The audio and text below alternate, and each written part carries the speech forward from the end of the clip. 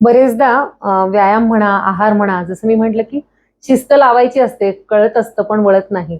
यामागे कदाचित मानसिक आरोग्याचा किंवा विचारांचा एक महत्वाचा रोल असतो. खूप जास्त. आणि या काळात करिअर फटीग असतो, स्ट्रेस असतो, जबाबदाऱ्या काही पूर्ण झालेल्या असतात त्याचाही ताण असतो, काही व्हायच्या असतात त्याचाही ताण असतो.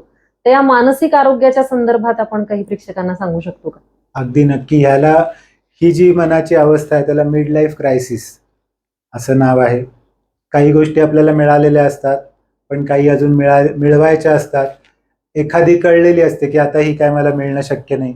याचं थोडंसं डिप्रेशन पण मनात असू शकतं. तसं एक विचित्रच कॉम्बिनेशन मनामध्ये झालेलं असतं. तर या सगळ्यासाठी मेडिटेशन ज्याला आपण म्हणू, थोडंसं ध्यान म्हणा, अगदीच काय साधू पुरुषांसारखं आपल्याला सगळं सोडून जायचं नाहीये. पण आपल्या मनासाठी एक कुकरला कशी एक शिट्टी असते, त्यात वाफ जी भरली गच्च की जी एक्सेस वाफ निघून जावी म्हणून शिट्टी असते. ती शिट्टी जर का चुकून नाही वाजली तर आणखीन एक त्याला एस्केप एक व्हेंट असतं. तर आपल्या मनात सुद्धा जी शरीरात जी वाफ कोंडलेली आहे, मनात विशेषतः, तर तिचं सुद्धा कुठे ना कुठेतरी व्हेंटिलेशन होणं आवश्यक असतं.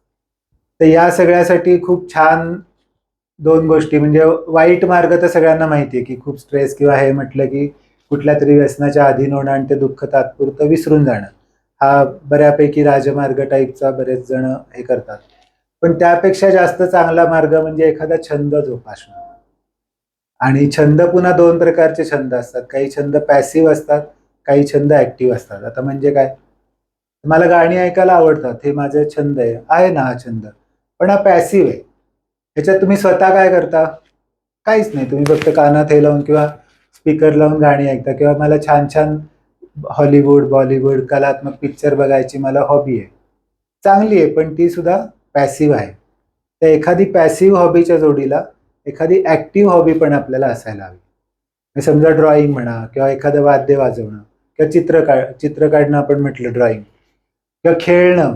अशा प्रकारचे काही जर का तुमच्या हॉबीज असतील तर ते कुकरच्या शिट्टीचं काम करतात, की आपला जो आतला जो स्ट्रेस असतो, स्ट्रेस बस्टर, त्यातनं मग ते आपल्याला बऱ्यापैकी रिलीफ त्या ह्याच्यातनं मिळून जातो.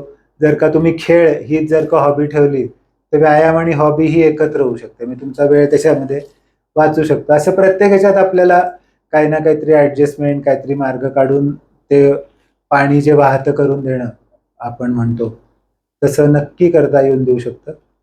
खूप छान सांगितलं. हे पॅसिव्ह आणि ऍक्टिव्ह छंद जे आहेत, आता बऱ्याच जणांना मला वाटतं छंद सध्या एकच आहे, रील्स पाहणे. तर त्याच्यामध्ये आपला वेळही जातोय आणि आपली एनर्जीही जाते. शिवाय इतर दुष्परिणाम होत आहेत शरीरावर, मनाच्या आरोग्यावर, फोकसवर, ते आणखी वेगळे. त्यामुळे सर रणजित म्हणतोय तसं की काहीतरी ऍक्टिव्ह छंद असायला हवेत, ज्यामुळे आपली सर्जनशीलता किंवा क्रिएटिव्हिटी आहे त्याला वाव मिळेल, नवीन न्यूरॉन्सची जोडणी होईल आपल्या मेंदूमध्ये. 40 नंतर या गोष्टींकडे लक्ष द्यायला हवं की 60 नंतर आपलं मेमरी किंवा ब्रेन फंक्शन्स कसे चांगले राहणार आहेत. तर त्यासाठी अशा सवयी खूप महत्वाच्या आहेत, ज्यामध्ये आपल्या मेंदूला, आपल्या बुद्धीला काहीतरी चालना मिळेल. अगदी साधे साधे छंद आहेत, जसं कोडी सोडवणं आहे, गाणी म्हणणं आहे, किंवा स्वतः काहीतरी कृती करणं आहे, सर्जनशीलता आहे. यामुळे आपल्या ब्रेनला किंवा न्यूरॉन्सना चांगली चालना मिळते आणि त्यामुळे मेमरी किंवा फोकस चांगला राहतो. बऱ्याच न्यूरोलॉजिकल डिसऑर्डर्स पासून आपण वाचू शकतो, असं आधुनिक संशोधनात सिद्ध झालेलं आहे. तर हे खूप महत्वाची टीप आहे ही, की मानसिक आरोग्य सांभाळायचं असेल तर ऍक्टिव्ह छंद जोपासला पाहिजे.